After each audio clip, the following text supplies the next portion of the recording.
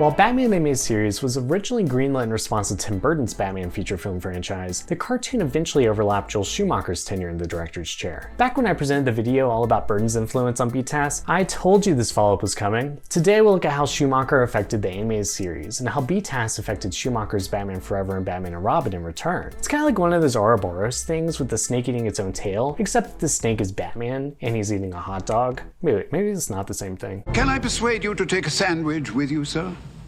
I'll get drive-through. Showtime, everybody! Engagement. They can talk all they like. That means everything. Don't forget that. You heard it, folks! Burton's Batman grossed over $400 million worldwide, and Batman Returns netted over $250 million. So as a pop culture phenomenon in the mid-90s, Batman was on every t-shirt, lunchbox, backpack, and McDonald's Happy Meal, which ultimately proved to be a problem. The Los Angeles Times famously published angry letters over the connection of Batman Returns to McDonald's, condemning the violence in the film being used to push Happy Meals on kids. Rebecca Caruso, the spokesperson for McDonald's, attempted to downplay the scandal by saying the Happy Meal program was meant to allow young people to experience the fun of Batman the character, like in the animated series, not to promote attendance of the movie, which certainly seemed a little insincere, especially when Warner Brothers backed them up by saying they were careful not to provide actual toys from the movie. But just look at them. They're like the same thing. It's the car from the movie and Catwoman and Penguin. Yeah. Batman Returns was obviously being marketed to kids, but it was very much not a family-friendly movie film for the early 90s standards. Warner Brothers attempted to course correct by hiring Joel Schumacher to direct the 1995 follow-up Batman Forever, with Burton staying on as an executive producer. Schumacher understood the film needed to serve as a vehicle for selling toys and Happy Meals, so he embraced a lighter tone by going in a campier direction. Oh, there's Bruce Wayne! Brucey! Or as an homage to the 1960s Batman TV series with Adam West, though Schumacher would later admit he was inspired to take on the film after he watched a few episodes of BTAS with his nephew. Not sure which episodes, but still cool nonetheless. Nearly everything in Batman Forever was changed from Burton's vision, like the Art Deco city becoming more of a psychedelic Las Vegas. If not for the reprisals of Michael Gough as Alfred and Pat Hingle as Commissioner Gordon, Batman Forever would have had no connection to the Burton films at all. Although Michael Keaton remained signed on to reprise Bruce Wayne Batman until late in pre-production, the story goes that he was unhappy that Schumacher had replaced Burton. It felt like his input and consultation was being ignored. Keaton was replaced by Val Kilmer, known then for his role as Jim Morrison in The Doors. Batman Forever dealt with many other casting reshuffles, but perhaps the most interesting was that of the Riddler, who was originally offered to Robin Williams, but he took too long to accept, and so lost out to Jim Carrey. Funny enough, Mark Hamill, who voiced the Joker in animation, was also considered for the movie's Riddler, but turned it down over other contract issues. Batman Forever saw Two-Face unleash a crime spree on Gotham with the sole goal of killing Batman. Two-Face believed Batman caused the incident that disfigured him, though in a courtroom as an acid attack from Boss Marino, rather than the explosion depicted in BTAS. Harvey,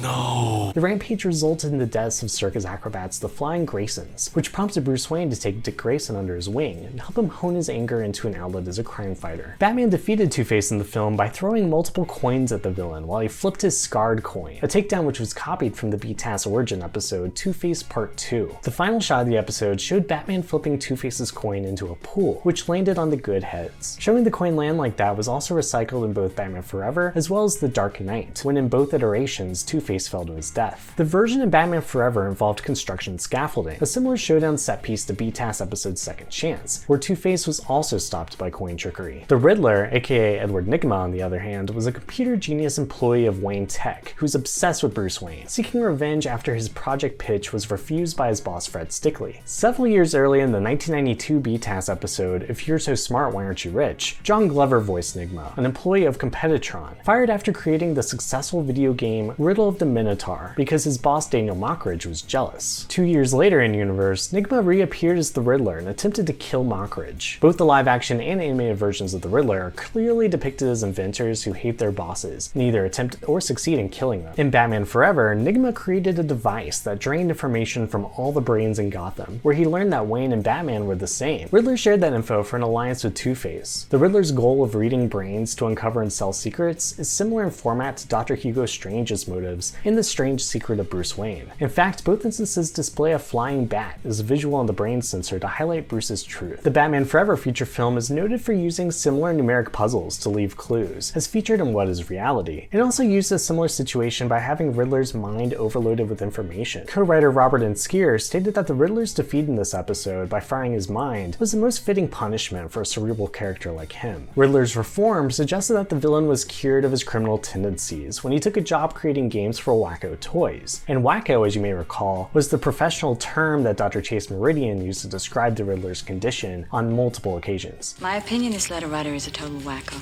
The Riddler was left in Arkham behind bars in a prison jumpsuit in both the film and episode. Batman also has a thing for sneaking through people's bedroom windows late at night, as he did with Dr. Chase Meridian and Lex Luthor in World's Finest. They both kinda have the same bedroom layout too, but only one of these was an actual invitation, and in the other one, the person was naked. I'll let you guess which is which. At the bat signal, Commissioner Gordon says he's not coming, shut it down, seconds before Batman arrives in an almost identical moment to the Superman episode Nighttime. Other tidbits include when Batman enters through a skylight window at the gala, where Enigma said that Two-Face's entrance was good but Batman's was better, as being a similar moment to when Batman and Robin both crashed through a window in Old Wounds. Nice entrance. Either you've never heard of a door, or you just like pulling glass out of your shorts. Same as the Burton movies, the live-action Batcave included a turnaround pedestal for the Batmobile, as well as an extended exit tunnel, in line with the animated series counterpart. Batman also sports a fireproof cape, as he did throughout the DCAU, notably in Injustice for All, when he saved a girl from a fire, and World's Finest, where Batman used his cape to shield himself from the explosive bat bomb he placed on the flying wing to get inside. The bat bomb also had a place in the Schumacher films, to Robin's surprise, but let's not get too far ahead. A bat bomb! The cityscape of animated Gotham included Gotham Harbor, which featured the Statue of Justice, similar to the Statue of Liberty in real-world New York City. We've seen this statue throughout BTAS, particularly in episodes Off Balance and Shadow of the Bat, but a similar statue also appeared in Batman Forever. The film was partly shot in New York City, so you know. Batman Forever featured several cast members with subtle ties to the animated series, including Ed Begley Jr., who portrayed Fred Stickley, Edward Nygma's boss at Wayne Tech, To work, Edward. as well as Charlie Collins in Joker's Favor, and Roland Daggett's henchman Germs in Feet of Clay. I'm gonna be so proud if I get this name right. Renee Auberjonois was the voice of Dr. March in Batman the Animated Series premiere episode On Leather Wings, but he also played Dr. Burton, head psychiatrist to Arkham Asylum in Batman Forever, though over half of his footage was ultimately cut from the film. Obviously, the character's name was also a reference to the previous Batman director. Patrick Leahy, who provided the voice of the governor in BTAS episode Showdown, had a minor cameo in Batman Forever during the box gala scene, just behind Jim Carrey. He went on to have minor cameos in Batman and Robin, in the crowd of the charity auction scene, as well as a moment in The Dark Knight, where he was held at knife point by the Joker. He also appeared in The Dark Knight Rises and Batman v Superman Dawn of Justice. Leahy is a massive Batman fan, and as of the recording of this video, serves as a US Senator from Vermont, and is third in line for the US presidency, behind the Vice President and Speaker of the House. The Batboat in Batman Forever was very similar in design to the one in Batman the Animated Series, which originally appeared in the Last Laugh episode, before further appearances in Vendetta, Lockup, and Deep Freeze. Unlike its predecessor, Batman Forever sold so many toys, and this time without the backlash of concerned parents. Kids loved it, WB loved it. For everyone concerned, Joel Schumacher had done his job and then some, so they greenlit another movie. Hi, Freeze. I'm Batman. At their own peril. No question, it's Batman Forever. Figures and vehicles each sold separately, batteries not included. Batman Forever was outpaced at the box office this weekend by Apollo 13, but in only 2 weeks of release, it has earned $141 million. Schumacher's follow-up 1997 film Batman and Robin infamously recast Bruce Wayne Batman as the more cheerful George Clooney. The film took direct influence from the animated series by using Paul Dini's revised origin for Mr. Freeze, first seen in Heart of Ice, where his wife Nora was put into a cryogenic state to find a cure for the disease that was killing her. Arnold Schwarzenegger spoke to Wizard magazine in issues number 67 and 70 about his character. You will hate me, but you will understand. Oh my god, that's not an Arnold Schwarzenegger voice. No, apparently I told Ted I couldn't doing Arnold Schwarzenegger. You will hate me, but you will understand where I am coming from. The key thing about villains is that you give them the various different layers that are important. Freeze Gotham, freeze the world, and tear Batman's heart out and see his heart freeze slowly in your hand. It's this total madness, all because he thinks that Batman killed his wife. Gee, why would he ever think that? Other similarities with Heart of Ice included Batman watching Freeze's backstory as footage from a black and white security camera, gasping for breath whenever forced outside the confines of his suit, and when Freeze burst in to commit robberies via vehicle with an armored van, but now decked out with a spiked tank, maybe one of the cars that ate Paris. That's a deep cut. Though in the film, he was after diamonds to serve as the power source behind his cold suit, while in BTAS, he needed funds to continue his research efforts in restoring Nora back to life from suspended animation in a full body tank, as first seen in the episode Deep Freeze. Freeze also created a Nora lookalike snow globe, which gave him some cold comfort in prison. Sorry, I couldn't resist. Freeze's plans in Batman and Robin by hacking satellites to project powerful ice beams was perhaps more extreme for him than normal, but similar to Ra's al Ghul's climate crisis in The Demon's Quest, or the Joker's laser satellite in Batman Beyond Return of the Joker. Neither Schwarzenegger's Mr. Freeze, nor Uma Thurman's Poison Ivy for that matter, would have been featured villains in the film if the success of the anime series hadn't elevated the characters out of obscurity. It was the first time that the films used villains that weren't already famous from the 1960s TV show, with the exception of Two-Face, who was deemed too gruesome for the show, although William Shatner eventually played the character in that continuity with Adam West and Burt Ward for 2017's Batman vs. Two-Face animated film. Unlike the animated series where Poison Ivy was a full-on eco-terrorist from the start, Pamela Isley worked with Dr. Jason Woodrue in a South American lab where Woodrue created the Venom drug, forcibly transforming a diminutive convict into the monstrosity known as Bane. John Glover, who you recall voiced the Riddler in Batman the Maze series, also portrayed Dr. Jason Woodrue in Batman and Robin, and would go on to play other live-action DC characters like Lionel Luthor in Smallville and Mr. Sivana in Shazam. Woodrue eventually appeared in the DCAU as the Floronic Man in 2017's Batman and Harley Quinn direct-to-video animated film, though as a dryad exiled to Earth from his own dimension. Isley protested his work, so Woodrue tried to kill her by throwing a shelf of toxins on top of her. She survived, and transformed herself into the supervillain Poison Ivy, taking Bane to Gotham to get revenge on Wayne Enterprises for funding Woodrue's experimental research. She used her newfound powers to charm Batman and Robin, creating a rift between their partnership. But Batgirl, aka Barbara Wilson, she was Alfred Sneeze, it was weird, okay? Batgirl swooped in to stop Ivy. While Ivy planted a deadly kiss on the lips of Woodrue, some of her kisses were non-lethal, only serving to control minds, as she did with Bruce Wayne in Holiday Nights, Robin himself in Batman and Robin Adventures #8, or Harvey Dent in her first animated appearance in Pretty Poison, where she wrapped Batman's wrists and ankles with vines, also a move in the film. In that episode, Batman deflected her poison kiss by spitting out the toxins, while Chris O'Donnell's Robin did so by wearing rubber lips and rubber nips, but that's besides the point. Poison Ivy ultimately ended up behind bars, nursing a flower, just like the episode's end. George Clooney's Bruce Wayne passively dated Julie Madison, portrayed by model Ellie McPherson, whose character wanted commitment and trust that Bruce was unwilling to give. Years later, Julie appeared in the DCAU as Bruce's girlfriend in Batman Adventures Volume 2. An additional moment of similarity includes Robin pulling off a motorcycle slide, though not quite the classic Akira move that occurred in Robin's Reckoning Part 2. Bane, who Schumacher referred to as Poison Ivy's pitbull, was depicted drastically differently in Batman and Robin than any other version that we've seen before or since. Playing off of the noticeable influence of Mexican wrestlers or luchadors on the character, Joel cast former professional wrestler Jeep Swenson, who was 6 feet 5 inches and weighed 402 pounds with only 8.5% body fat. Despite his size, when defeated by Robin and Batgirl after his venom tubes were cut, Bane shriveled back down into his skinny stature, as he also did in his self-titled BTAS episode. At one point, Bane wore a trench coat and fedora, reminiscent of his look in the photo leaving the plane in the episode Nighttime. Bane's involvement in Batman and Robin went so well that 4 days of insert shots were added to create lines for the character, who originally didn't talk.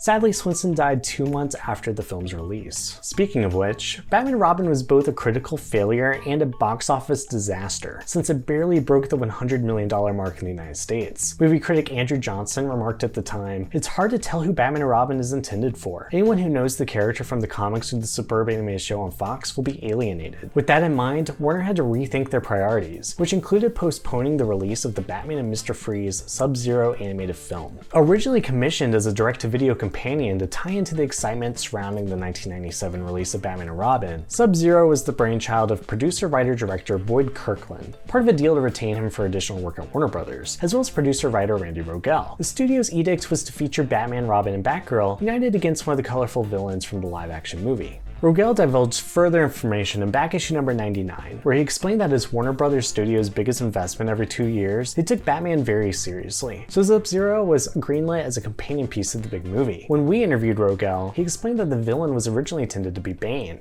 We got a call from Warner Home Video. Oh man, you cannot believe this. The next Batman movie, we got Arnold Schwarzenegger. They're gonna make him Mr. Freeze. So that's who we want, the villain to be now. I said, oh no, we've already worked it out. We've already done it, and it's Bane. And one of the execs said, well, can't you just use your word processor and wherever it says Bane, put freeze? It doesn't work like that. He's already the Terminator. You got Arnold Schwarzenegger. Different villains. I said, look, just forget it. We'll write a new script. Rogel decided to expand on the character work from Mr. Freeze's initial animated appearances in Heart of Ice and Deep Freeze. They wrote a story that brought the saga of Victor Freeze and his stricken wife Nora to a bittersweet end. It also allowed Kirkland the chance to experiment with computer-generated imagery, with sequences involving a CGI submarine and Batwing. However, within weeks of the video's planned premiere, the decision was made to delay Sub-Zero until spring of 1998. Rogel cleared up why in that back issue number 99 interview. Warner Home Video called them and said that they were going to delay the video release of the film because the Batman and Robin live-action movie was not going well, and the studio was getting nervous. It didn't want any confusion in the marketplace between the two films. Apparently, Rogel protested, but theirs is live-action, ours is animated. But the executive snapped at him and said, your film is not getting released right now, and that's it. I don't want any shit, okay? If your film comes out and takes any money away from the bigger budget movie, it will definitely be a problem, especially if the live-action movie gets bad reviews. Rogel was empathetic towards the studio's position. The live-action film was a big investment, so Warner Brothers pulled back on Sub-Zero as to not do anything that could have upset the major movie release. Rogel said in their shoes, he would have done exactly the same thing. A couple years earlier, in late 1996, Batman the Animated Series had been renewed for more episodes and retitled The New Batman Adventures. Some changes were mandated by the studio heads to more closely reflect elements established from the recent Schumacher films. First, the Fox series, which had been in reruns for several years, was moving to the Kids WB network, and Warner Brothers wanted to freshen the package with new episodes. And second, the live-action Batman and Robin film was set for midway through the following year, so Warner Brothers demanded new episodes that showcased the film's newest star, Batgirl, as a full-time part of Batman's team. Pairing Batman with his sidekicks more often also broadened the kid appeal. Tim explained that Batgirl was elevated as a series regular for 3 particular reasons. Kenner wants to do a line of toys, we're taking advantage of the publicity from her being in Batman and Robin, and we just love Batgirl. Who doesn't love Batgirl?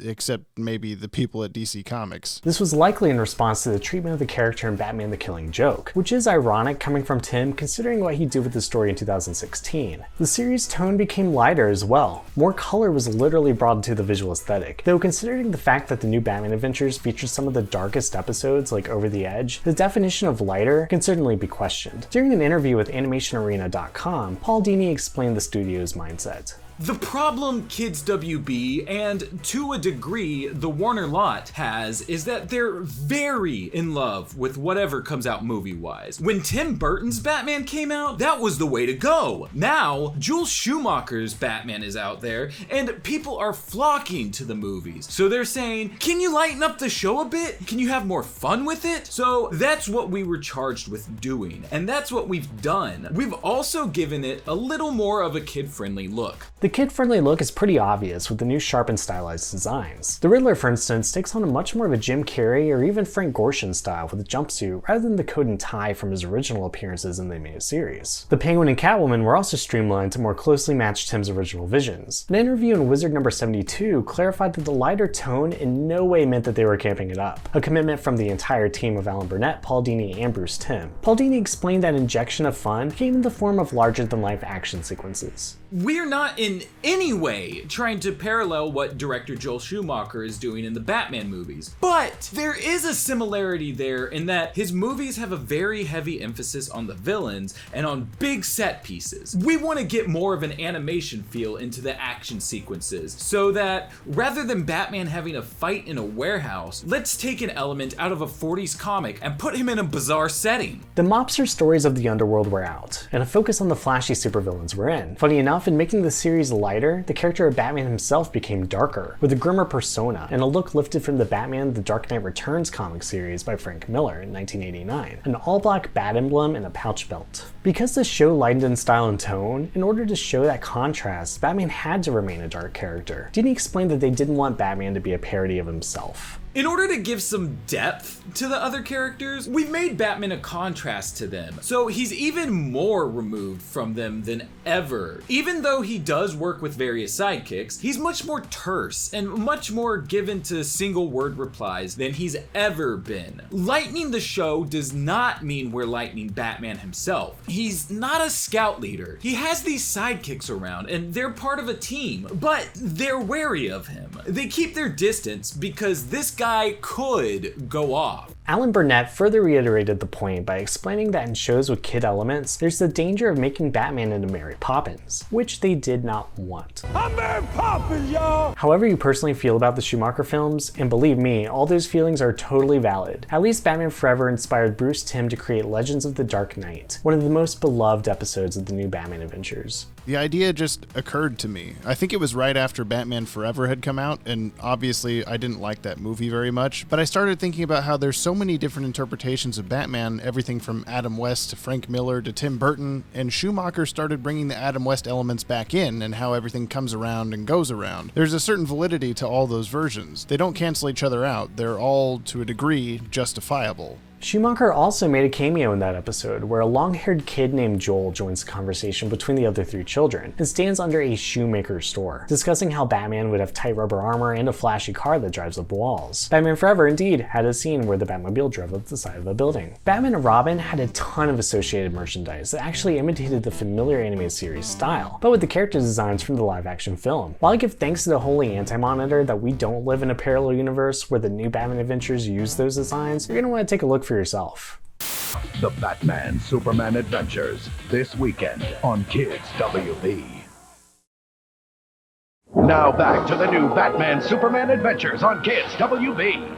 Kenner, the action figure company, created a style guide which included more looks at an animated take on the film's designs. Golden Books licensed the Guardians of Gotham City coloring book with artwork by Dan Vessemeyer, as well as the Gotham Knights coloring book, Turning Up the Heat activity book, Anti-Freeze Super Paint with Water, and Triple Threat sticker book. Al Bigley provided artwork for various puzzles depicted in the style. Merch also included window decals, bath towels, and bed sheets with a pillowcase, which I actually used often in my childhood, and in fact still have them in storage somewhere. I swear, I promise I'm not gonna go look for them, but they're there, I'm telling you. Maybe I'll make them into something one day, I don't know. We'll put it in the Watchtower Database DCAU museum. Taco Bell also released a set of toys in November 1997, based on the adventures of Batman and Robin, rather than the Batman and Robin movie, seemingly learning their lesson from McDonald's blunder years earlier. These included Batman on Ice, the crashing Batmobile, Portal Bat signal flashlight, Mr. Freeze Sleet Shooter, toy for under 3-year-olds, and Batman and Robin's Botanical Trap, which included a finger puppet terrarium for the heroes, asylum seeds, and a plastic figurine for Freeze and Ivy, which I also own and keep as a decoration near my kitchen sink. Thank you very much. No need to look hard for that one. For a moment, it was uncertain how Warner Brothers wanted to approach the live-action Batman franchise. Wizard number 70 reported that after Batman and Robin completed the final scene between Clooney and O'Donnell, applause broke out with a standing ovation. Schumacher cracked a joke, drawing roars of laughter. Friday, we shoot day number 1 of Batman 5. George and Chris should be in makeup at 4 a.m. Wizard number 72 followed up the enthusiasm with a quote from producer Peter McGregor Scott, which insinuated Clooney and O'Donnell would be around as a dynamic duo again for the 5th installment. George is looking forward to doing the next one very much, said McGregor Scott. We've had a great time together. Did you though? Because while on set, George Clooney is quoted to have announced, "I think we just killed the series," and is well known to offer refunds to anyone who tells him that they saw the film. Schumacher already had a 3rd movie greenlit while Batman and Robin was being shot. The 5th film in the franchise would have been known as either Batman Unchained or Batman Triumphant. It was planned for release in the summer of 1999, but pre-production stopped when fan reaction to Batman and Robin was so bad. However, Batman Triumphant, that's the title I'm going with, sticking to it, intended to borrow some elements from the animated series. In addition to the Scarecrow, the film would have seen the Dark Knight fight Harley Quinn,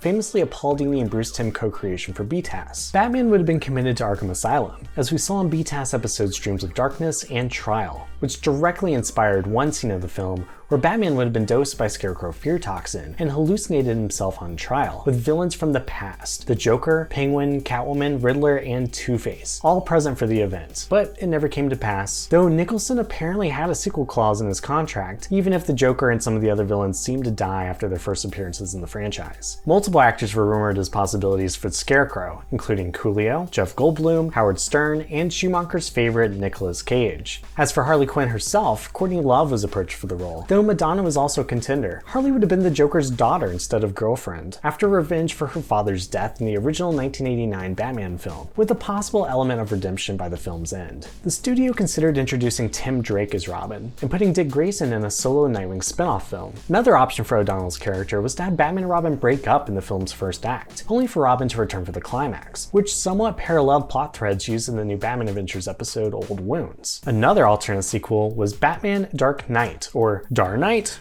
Dark Knight? Squeezed together as one word for reasons, I guess? Where the Scarecrow would have teamed up with Kurt Langstrom, aka Man-Bat, to inflict terror on Gotham. The script was written by Lee Shapiro and Stephen Weiss, which would have seen Batman blamed for Man-Bat's rampage, a la On Leather Wings. Schumacher himself was most interested in exploring Bruce Wayne's youth in an adaptation of Frank Miller's classic comic, which he admitted in Wizard No. 101. I would like to do Batman Year One, where Bruce Wayne is 20 and is becoming Batman. Speculation about a Year One movie included the possible casting of Ben Affleck in the role of Batman, which is ironic considering Affleck would later depict an older Batman in the Snyderverse. I feel like I disappointed a lot of older fans by being too conscious of the family aspect, Schumacher shared in retrospect of Batman and Robin a few issues earlier in Wizard No. 79. I'd gotten tens of thousands of letters from parents asking for a film their children could go to. Now I owe the hardcore fans the Batman movie they would love me to give them. If he had followed up Batman and Robin, which option would you have preferred? Let me know below. Schumacher eventually received a chance at redemption when he was brought on as a senior producer for Matt Reeves' The Batman feature film, scheduled for a March 4th, 2022 release at the time of this recording, though Schumacher died on June 22nd, 2020 at 80 years old, so he sadly will never get the opportunity to see the fruits of his latest endeavor on Batman. In the wake of the hashtag Release the Snyder Cut movement, Batman fans have grown emboldened to call for a release of the director's cut of Batman Forever, which apparently has a new opening sequence and a more pronounced psychological B-plot where Bruce Wayne tackles his inner demons, even facing a giant human-sized bat. Mark Bernardin, podcast co-host on Kevin Smith's Batman Beyond, has it on good authority that a 170-minute cut exists, but Warner's is uncertain whether there's any hunger for a more dark and serious version of the film. Kevin Conroy himself even made a video for the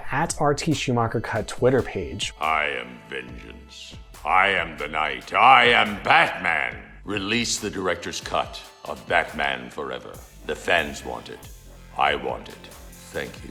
All this reminds me of how WB eventually released Superman 2 The Richard Donner Cut in 2006, which restored original scenes that were altered for narrative reasons by Richard Lester. If the Batman Forever update is something you want, join the hashtag Release the Schumacher Cut movement and tell me your thoughts in the comments. If you enjoyed this video and want to show your support, pass it along to a friend. Let me know if you'd like to see more videos like this. Maybe a Superman comparison looking at how the Christopher Reeves movies influenced Superman the animated series. It could be fun. And check us out at patreon.com/DCAU Watchtower. Our patrons are the reason why we continue making these videos. We have so many perks over there, like the ability to vote for videos, early access, downloadable scripts, an exclusive behind the scenes Instagram page, live video hangouts with me, James, and Maddie, and custom artwork, much more. We also live stream here on YouTube every Tuesday, Wednesday, Thursday, and sometimes Saturdays, with comics readings, canonicity breakdowns, video game playthroughs, or whatever else we feel like. Keep an eye on our social media channels at DCAU Watchtower for when they happen, and make sure you hit that subscribe button so you don't miss any upcoming videos from the Watchtower Database. I've been Ted Kendrick. If you've enjoyed my work, you can check me out at tedkendrick.com, sign up for my newsletter I just launched. I'd love to have you on board and stay up to date.